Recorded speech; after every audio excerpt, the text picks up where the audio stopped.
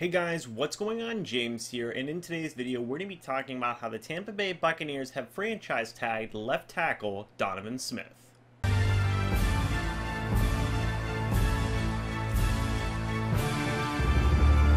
No jacket in this video because I've tried recording this video probably 7 times now and I'm sick of wearing the jacket at this point. But let's talk about the move real quick. And you know, Donovan Smith, he's going to be making $13 to $14 million this upcoming season. A move that I'm sure a lot of people do not like under any circumstances, because so far during his career with the Tampa Bay Buccaneers, yes, it has been impressive that he's been able to play in every single game that he's been a part of, all 64 games since he's been drafted. That's impressive. That's an awesome Iron Man streak.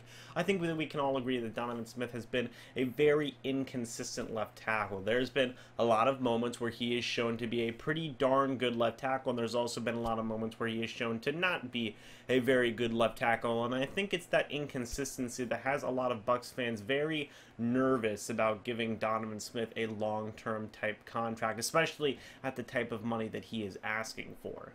However, one thing that has been pointed out by multiple different types of people is that if the Buccaneers were to have let Donovan Smith go into free agency, there is no doubt that he would have commanded a lot more money from many different types of other teams, and it is a very safe bet that the Buccaneers would have lost Donovan Smith to free agency. Now, I know that there are some players in the draft, guys like Jonah Williams, Jawan Taylor, among others, but I do feel that the Tampa Bay Buccaneers would have been pretty hard-pressed to find a replacement for Donovan Smith in free agency and the draft, especially considering how Donovan Smith, yes, he is not the best left tackle in the league. I'd probably mark him at a average to above average left tackle type of range. He is certainly not the worst left tackle in the league either. You can certainly do a lot worse than Donovan Smith. We've just been seeing it around the league. Left tackles of Donovan Smith's caliber, guys like Nate Solder, among others, have been getting top left tackle money, so it makes sense that Donovan Smith would be getting this type of contract. While I personally don't really agree with the move 100%, I do like the idea of the franchise tag being applied, simply because it gives the Buccaneers only a 1-year commitment to Donovan Smith at that level of money. You have 1 year to where you can sit down, reevaluate things, and then next offseason you can make a decision about that situation yet again. Now, I know that Jason Light, he wants to give Donovan Smith a long-term top left tackle money type of contract. I would say hold off on that. Me personally, I would let him play under the franchise tag, see how he does, and then reevaluate the situation later on. Maybe his price tag could go up, and maybe Jason Light's strategy is that he wants to lock down his above average left tackle to probably top left tackle money right now, but it would maybe be a bargain a few years down the line.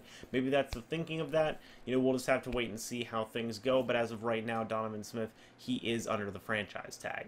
One thing that is going to be very interesting is that this move has literally obliterated all the cap space that the Buccaneers had, because as it stood, they had probably a little bit over $14 million in terms of cap space, but now with the Donovan Smith contract, they have zero. Now, taking free agency out of it real quick and just talking about the draft, they need at least $9 million in cap space to sign draft picks, and then you factor in free agency and the fact of, you know, maybe Bruce Arians is going to want to go out and sign a couple of guys that used to play for him in Arizona, mainly Tyrann Mathieu being the main guy. So I think that now that this contract is pretty much a done deal, you should really expect some cuts to be coming in the next couple of days. Maybe guys like Deshaun Jackson, maybe guys like Bo Allen, Mitch Unrein, among others. I made a whole video about some of the guys that are top potential cap casualties for this team. I definitely recommend you check that out, but we should finally see a couple of cuts start to happen here in the coming days, and probably, you know, by the very most a couple of days before free agency.